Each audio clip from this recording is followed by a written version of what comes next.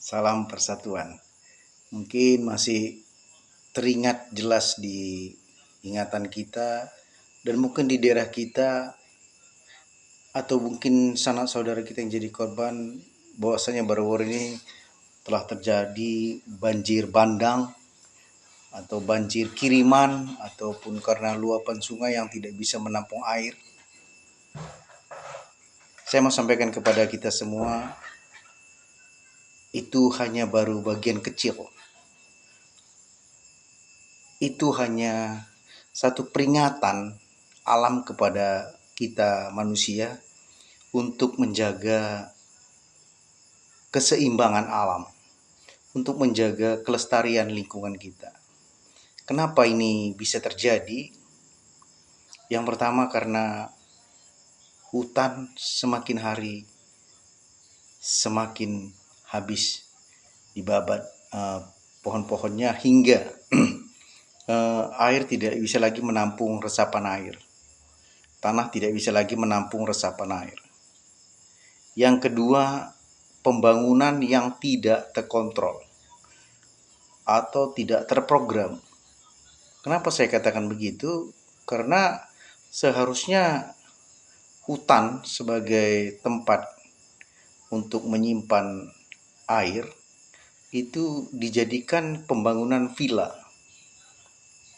Ini seharusnya tidak bisa terjadi, tapi entah bagaimana pemerintah ataupun Pemda ataupun orang-orang yang berwenang memberikan izin untuk pembangunan villa-villa atau rumah-rumah mewah yang lokasinya berada di tengah hutan.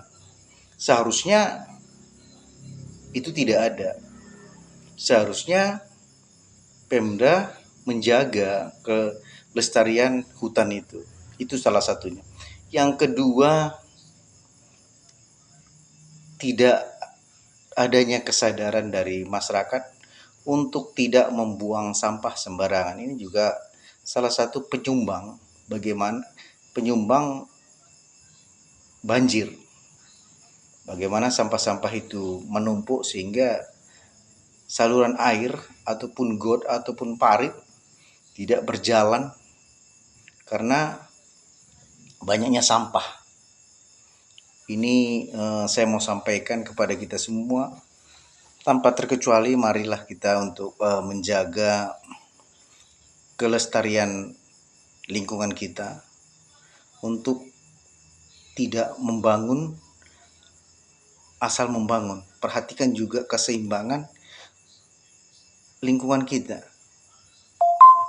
Karena sekali lagi saya mau pertegas, ini hanya satu peringatan kecil buat kita manusia untuk menjaga alam ini. Karena apabila kita tidak jaga dari sekarang, maka akan ada bencana yang lebih besar lagi. Ketika bencana itu sudah terjadi,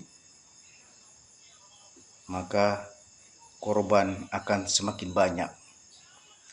Terus kita menjerit, menangis, semuanya akan sia-sia ketika alam sudah murka. Peran masyarakat, peran pemuda sangat diharapkan agar kelestarian alam ini terjaga dengan baik. Di samping pemerintah juga untuk tidak mudah mengeluarkan izin-izin pembangunan yang tujuannya merusak lingkungan. Ini sih harapan kita. Khususnya buat masyarakat yang ada di sekitaran hutan, mari kita jaga. Jangan kita hanya memikirkan keegoisan kita sendiri, tapi yakinlah ketika bencana alam itu terjadi, semua akan mengalami korban. Tidak ada yang tertinggal, tidak ada yang untung, semua akan jadi korban. Walaupun kita tidak jadi korban, paling tidak saudara-saudara kita yang akan menjadi korban dan menangis. Dan program kelestarian lingkungan ini sudah sangat lama diprogramkan, tapi entah bagaimana di lapangan tidak seperti yang diharapkan. Saya melihat ada satu daerah hutan, tapi di dalamnya dibangun villa-villa mewah. Yang anehnya di pikiran saya, ini bagaimana bisa izin ini keluar? Dibangun villa di tengah hutan.